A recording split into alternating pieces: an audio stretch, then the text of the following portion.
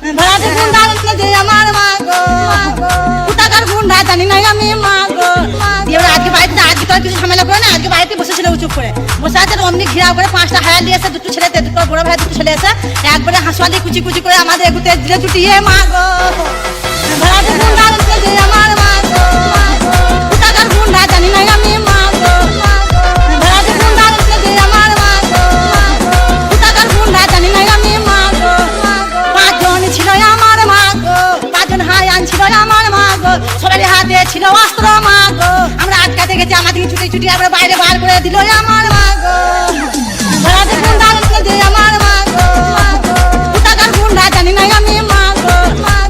ভাড়াটে গুন্ডা যে আমার মা গো, কোথাকার গুন্ডা জানি না আমি মা গো।